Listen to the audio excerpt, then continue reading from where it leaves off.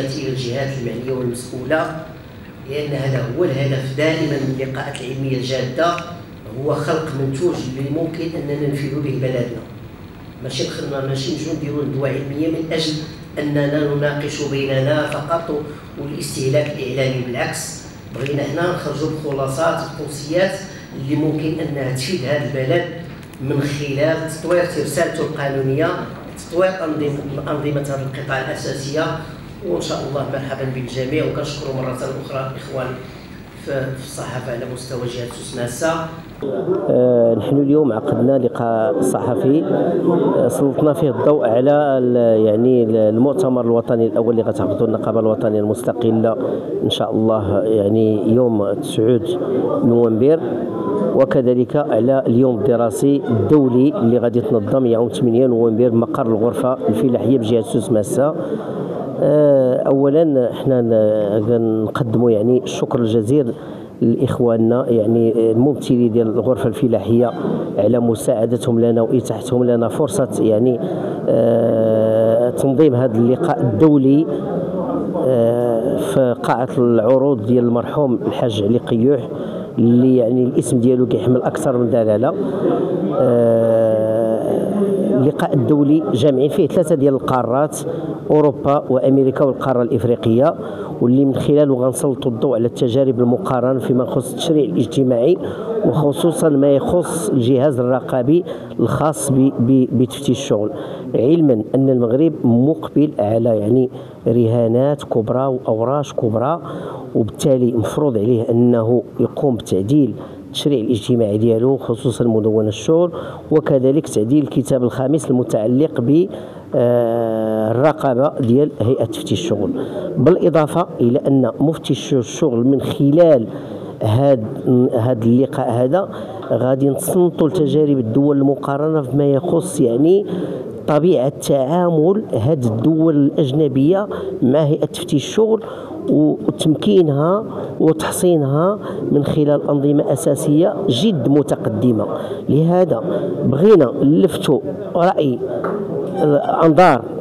ديال الفاعل السياسي وديال الحكومة لأهمية الالتفات لهذه الفئة اللي هي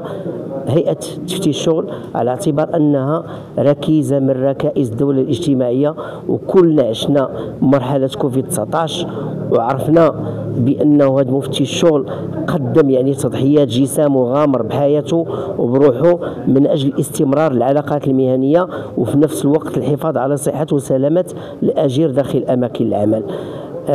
مؤسسات الحكمة كذلك ستشارك إلى جانبنا من خلال كلمات لها، لأن هذه مؤسسات الحكمة الوطنية مشكورة ما فتئت تقدم من خلال تقاريرها السنوية مجموعة من الملاحظات القيمة التي تخص عمل هيئة تفتيش الشغل. كذلك يحضر معنا أكاديميون، قضاة، وأساتذة جامعيون من مختلف الدول اللي غادي نستافدوا من تجاربهم. لا يفوتني بالمناسبة باش نختم على أننا هذا اللقاء الدولي وهذا المؤتمر ديال النقابة الوطنية المستقلة لهيئة تفتيش الشغل تزامن مع الذكرى الخمسينية لاحتفالات الشعب المغربي بالمسيرة الخضراء، وكذلك مع القرار الأممي 2797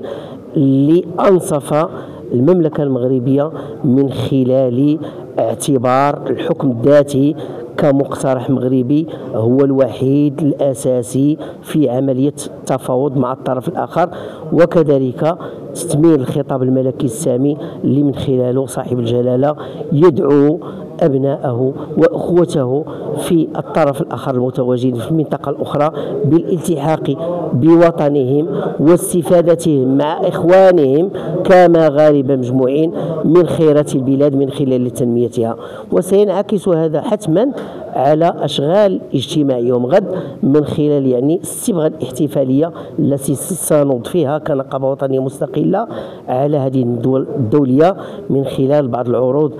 سنتركها مفاجأة للصحافة، سنتركها مفاجأة للحضور.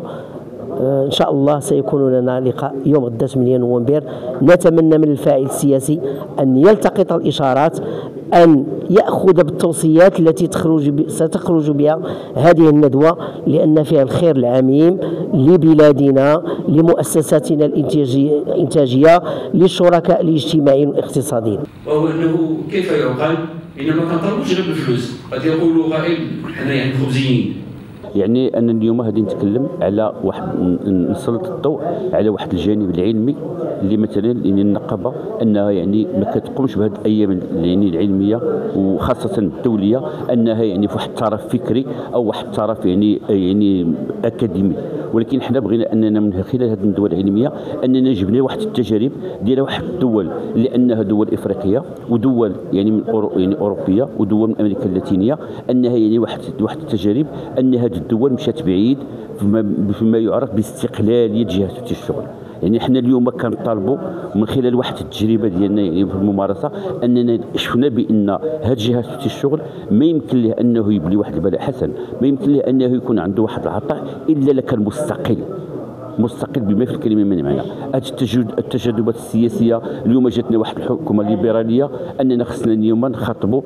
المشغل ولا نخاطبوا الاجير بالنظره ديالها الليبراليه، او غدا مثلا تجينا واحد الحكومه اشتراكيه وانها تشوف لنا مثلا المنظور ديالها الاشتراكي، وانها تقول لنا باننا خصنا نتعاملوا مع الاجراء ونتعاملوا مثلا ارباب العمل نتعاملوا مع واحد النظره اشتراكيه. ولهذا اليوم ان بالنسبه للفاعل السياسي فهو واحد الفاعل يؤطر وينظر العمل الحكومي، وحنا يعني كموظفين ديال الدوله نعم تابعين يعني مثلا يعني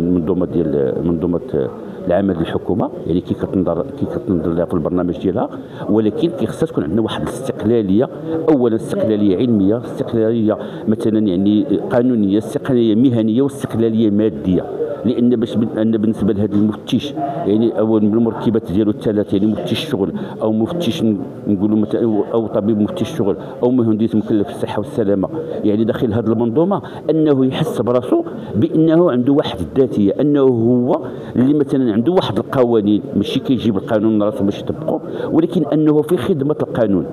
ماشي في خدمه التجاذب السياسيه. ولهذا بغدا ان شاء الله يعني نحاولوا من خلال هذه التجارب ديال هذه الدول الرائده يعني في هذا المجال ديال مثلا ما يعرف يعني باستقلاليه جهه تفتيش الشغل، وحنا كنطالبوا في المغرب بواحد الوكاله ديال جهه تفتيش الشغل، اننا يعني كنقولوا بان جهه تفتيش الشغل بالمغرب كفى من هذه الارتجاليه وكفى من هذه التجاذبات السياسيه، وكفى باننا اليوم اننا خصنا نديروا الخاطر ديال واحد الحكومه بالبرنامج ديالها. نعم الحكومه حنايا كما قلنا كاطر ديال الدوله تابعين لواحد البرنامج ديالها، ولكن ما يمكنش اليوم اننا حنا كنتكلموا على حكومه اجتماعيه وحنا المفتشين الشغل ما لمسناش هذه الاجتماعيه في هذه الحكومه الاجتماعيه. حنا حكومه يعني هذه الحكومه هذه على راسها يعني في القطاع ديالنا يعني السيد الوزير يعني كنخاطبوا من خلال هذه المنابر الاعلاميه، واش هذه سنه مفتش الشغل 2023 2024 2025 واش هي شنو هي سنه مفتش الشغل؟ واش سنه مفتش الشغل اننا نبقاو نكذبوا عليه؟ واش سنه مفتش الشغل انه يبقى يزيد من جيبه؟ واش سنه مفتش الشغل انه يبقى كما يقولوا غير زعما غادي وانه يعني اللي جا هذه يكذب عليه؟ ولهذا احنا بالنسبه لنا يعني ما بغيناش اننا يكون عندنا هذا يعني هذا اليوم الدراسي ومثلا اللي هذا نقوم به ان شاء الله هو اننا يعني كنطالبوا فيه يعني اننا يعني بالمطالب ديالنا، ولكن يعني عيب ثم عيب اننا نتكلموا على حكومه اجتماعيه وحنا الاوائل اللي مثلا في ذاك البدايه ديال الرصاصه اللي كتطلق هما مثلا هاد جهه الشغل اللي يستفيدوا. شكرا. يعني دابا القطاع ديال الشغل كان في لحظه من اللحظات مع كامل الاحترام مع كامل الاحترام النقابات الاخرى لم يكن هناك فعل نقابي بالشكل الذي تمارسه النقابه المستقله الان. Et donc je voulais m'exprimer, dire quelques mots, notamment je suis né au Maroc et je m'exprime à la fois en tant qu'universitaire français et en raison du fait que je suis marocain quelque part, puisque né sur le sol marocain et où j'ai vécu toute mon enfance, notamment à Klat et Mougouna, pendant 13 ans. Et voilà, je voulais dire que je suis très heureux de cette résolution du Conseil de sécurité de l'ONU qui a reconnu donc le plan décisif du Maroc pour le Sahara marocain, et que dorénavant donc les choses devraient bien avancer. Je pense que ça devrait, à l'avenir, ce sera une très bonne chose. Et je me rends compte que je suis arrivé le 6 hier, c'était le 6 novembre, pour les 50 ans de la Marche verte. Et j'ai franchi l'Atlas pour la première fois depuis mon retour au Maroc, pour l'anniversaire des 50 ans de la Marche verte. Et je me dis que pour moi c'était peut-être un signe. Voilà, en tout cas je suis vraiment très heureux, à la fois en tant qu'universitaire, en tant que juriste aussi, parce que j'ai bien suivi les débats, notamment la façon dont a été rédigée cette résolution de l'ONU, du Conseil de sécurité de l'ONU, donc qui à la fois donc reconnaît le plan sous souveraineté marocaine et confie donc au délégué du secrétaire général des Nations Unies donc de mener les négociations dans ce cadre. ونقولها بالفم المليان وبأنه لا يستحق أن يكون على رأس وزارة التشغيل. راسلناه من أجل تمكين المفتشين على الصعيد الوطني من تسهيلات النقابية، ووضعنا المراسلة وعندنا الختم ديال كتاب الضبط بالوزارة، وتواصلنا مع السيد مدير الموارد البشرية والميزانية والشؤون العامة، فإذا به لم يتوصل بأي مراسلة من السيد الوزير، وتحرموا عندنا مجموعة من المفتشين اللي تواصلوا معنا على أساس أنه تم جبرهم بالعمل يوم الجمعة اللي هو هذا النهار هذا. طلبوا تسهيلات نقابية،